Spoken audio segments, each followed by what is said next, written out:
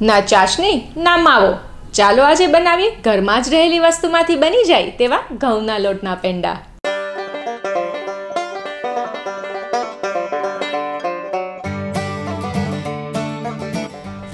Hello friends, welcome to our channel फुर्सत में कुछ पल जिंदगी के.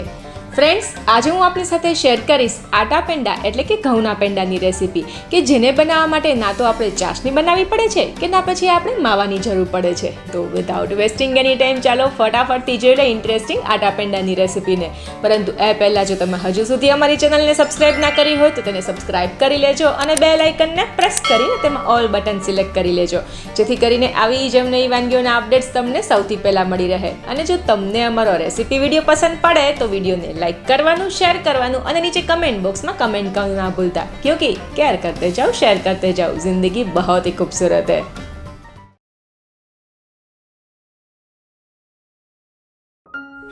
ઘઉંના લોટના પેંડા બનાવવા માટે સૌથી પહેલાં આપણે 1 કપ ઘઉંનો ઝીણો લોટ કે જેનાથી આપણે રોટલી બનાવતા હોય છે તે લઈ લેશું. અને આ લોટને આપણે નોનસ્ટિક પેનમાં અથવા તો હેવી બોટમ પેનમાં આ રીતના ચાળીને લઈ લેશું.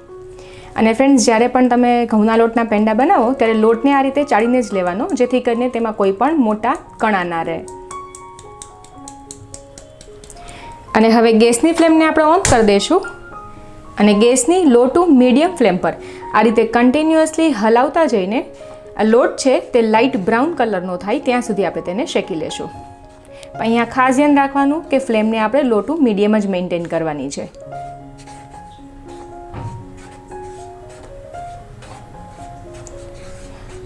અને અરાઉન્ડ 6-7 મિનિટ જેવું થઈ ગયું છે અને આપ જોઈ શકો છો ઘઉંનો લોટ છે તે લાઇટ બ્રાઉન કલરનો એટલે કે બદામી કલરનો થઈ ગયો છે અને તેમાંથી એક સરસ સ્મેલ પણ આવવા લાગી છે.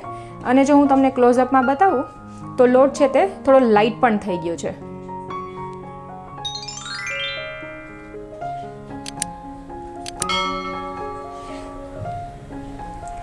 તો બસ હવે આ સ્ટેજ પર આપણે તેમાં ઘી એડ કરીશું. અને અહીંયા મેં 1/3 કપ જેટલું મેલ્ટેડ ઘી લીધું છે, પણ આ બધું જ ઘી આપણે એકસાથે એડ નહીં કરીએ. પહેલાં આપણે 2 ટેબલસ્પૂન ઘી એડ કરીશું.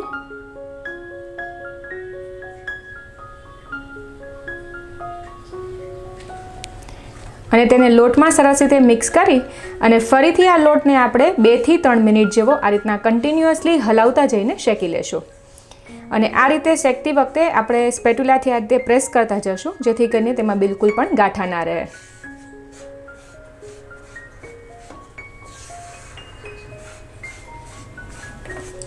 તો 3 મિનિટ જેવો મેં આ લોટને ફરીથી શેકી લીધો છે.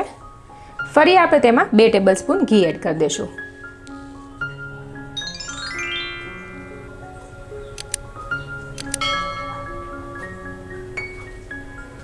અને ફરીથી આ લોટને આપણે શેકી લેશું અને ગેસની ફ્લેમને આપણે લો ટુ મીડિયમ જ રાખશું.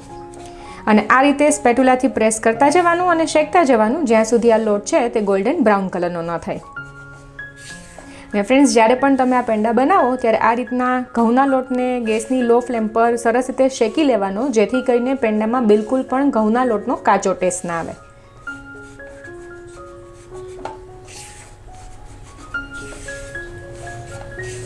તો લોટને મેં ફરીથી 5 મિનિટ જેવો શેકી લીધો છે અને આપ જોઈ શકો છો તે એકદમ સરસ ગોલ્ડન બ્રાઉન કલરનો થઈ ગયો છે. તો બસ હવે ગેસની ફ્લેમને આપણે બંધ કરી દઈશું. અને ત્યારબાદ આપણે તેમાં 4 ટેબલસ્પૂન મિલ્ક પાવડર એડ કરી દઈશું. પણ મિલ્ક પાવડરને પણ આપણે પહેલાં 2 ટેબલસ્પૂન એડ કરીશું, તેને લોટમાં સરસ રીતે મિક્સ કરશું અને પછી બાકીના બીજા 2 ટેબલસ્પૂન એડ કરીને મિક્સ કરશું. અને ફ્રેન્ડ્સ, મિલ્ક પાવડરને એડ કરવો ટોટલી ઓપ્શનલ છે, પણ જો આપણે મિલ્ક પાવડરને એડ કરીએ તો પેંડાની અંદર આપણે માવો એડ કર્યો હોય તેવો સરસ ટેસ્ટ આવે છે. અને અત્યારે આ લોટ એકદમ ગરમ છે એટલે મિલ્ક પાવડર તેમાં સરસ રીતે મિક્સ પણ થઈ જશે.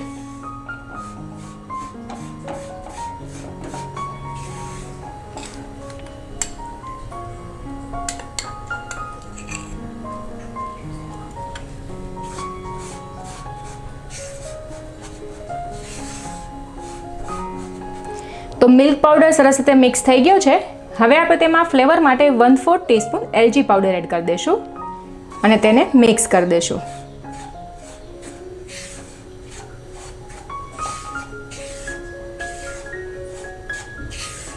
અને હવે આ કઢાઈને આપણે ગેસ પરથી નીચે ઉતારી લેશું.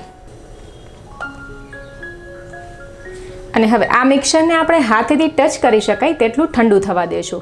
ત્યારબાદ જ આપણે તેમાં શુગર એડ કરશું, કેમ કે જો ગરમમાં શુગર એડ કરશું તો તે મેલ્ટ થઈ જશે અને પેંડા બનવાને બદલે શીરો બની જશે.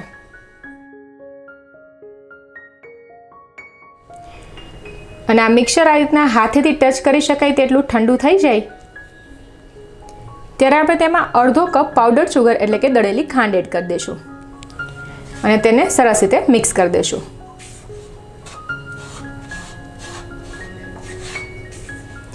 તો પાવડર શુગર સરસ રીતે મિક્સ થઈ ગઈ છે અને ફ્રેન્ડ્સ તમે તમારા ટેસ્ટ મુજબ 2 ટેબલસ્પૂન જેટલી વધારે પાવડર શુગર પણ એડ કરી શકો છો. અને હવે આ રીતે આપણે હાથેથી ચેક કરીએ તો આપ જોઈ શકો છો તેમાં થોડું બાઇન્ડિંગ પણ આવવા લાગ્યું છે. તો હવે આપણે તેમાં 1/3 કપમાં જે ઘી બચ્યું હતું તેને એડ કરી દઈશું અને તેને સરસ રીતે મિક્સ કરી દઈશું. અને મિક્સ કરતી વખતે આ રીતે આપણે તેને પ્રેસ કરતા જશું અને મિક્સ કરતા જશું, જેથી કરીને લોટમાંથી ઘી છૂટું પડશે અને સરસ બાઇન્ડિંગ આવી જશે. અને ઘીને આ રીતે હાથેથી સરસ રીતે મિક્સ કરી દઈએ તો આપ જોઈ શકો છો એકદમ સરસ ક્રમ્બલી ટેક્સચર આવી અને બધું બાઇન્ડ થવા લાગ્યું છે. તો હવે લાસ્ટમાં આપણે તેમાં 2 ટીસ્પૂન થોડું ગરમ દૂધ એડ કરી દઈશું અને તેને સરસ રીતે મિક્સ કરી દઈશું. અને દૂધને મિક્સ કર્યા બાદ એક વખત આપણે ચેક કરી લઈએ.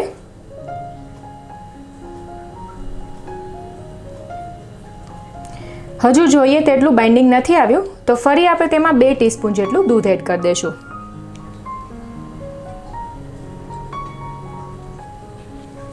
અને તેને મિક્સ કરી દઈશું. અને ફ્રેન્ડ્સ અહીંયા દૂધને બદલે તમે ઘીને પણ મેલ્ટ કરીને એડ કરી શકો છો. તો હવે આપ જોઈ શકો છો કે એકદમ સરસ પેંડા આપણે વાળી શકાય તેટલું પ્રોપર બાઇન્ડિંગ આવી ગયું છે. અને ફ્રેન્ડ્સ ઇનકેસ જો તમારે આટલું બાઇન્ડિંગ ના આવે તો થોડું વધારે ઘી તમે એડ કરી શકો છો, પણ ઉતાવળ નહીં કરવાની. ઘી એડ કરી અને એકદમ મસળીને મિક્સ કરતું જવાનું, જેથી કરીને લોટે જે ઘી એબ્ઝોર્બ કર્યું હશે તે છૂટું પડશે અને પ્રોપર બાઇન્ડિંગ આવી જશે. બસ તો હવે આપણે આમાંથી મીડિયમ સાઇઝના પેંડા રોલ કરી લેશું. અને તેના માટે મેં આ રીતનું રાઉન્ડ શેપનું જે કૂકી કટર આવે છે તે લીધેલું છે, જેથી કરીને આપણે પ્રોપર રાઉન્ડ શેપમાં એક જ જેવા બધા પેંડાને રોલ કરી શકીએ.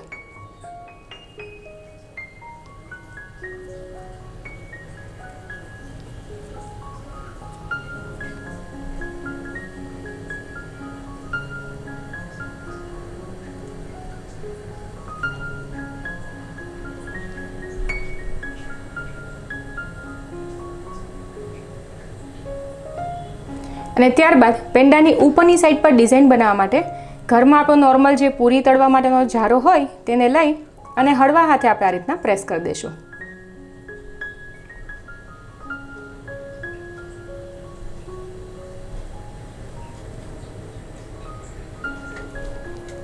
અને લાસ્ટમાં ગાર્નિશિંગ માટે આપણે તેના પર થોડા પિસ્તાના ટુકડા એડ કરી દઈશું.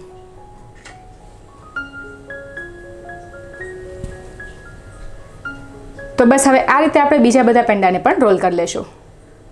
તો બધા જ પેંડાને મેં રોલ કરી લીધા છે અને આ પેંડાને આપણે બારે 4 થી 5 દિવસ માટે સાચવી શકીએ છીએ અને રેફ્રિજરેટરમાં 1 વીક કરતાં થોડા વધારે દિવસ માટે સાચવી શકીએ છીએ.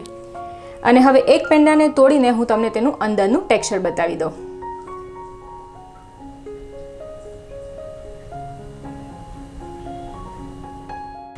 તો ફ્રેન્ડ્સ તૈયાર છે ખૂબ જ ઓછી સામગ્રીમાંથી બનતા ઘઉંના લોટના પેંડા. તો આ પેંડાની રેસીપીને તમે જરૂરથી ટ્રાય કરજો અને તમને તેનો ટેસ્ટ કેવો લાગ્યો તે કમેન્ટ બોક્સમાં કમેન્ટ કરીને અમને જરૂરથી જણાવજો.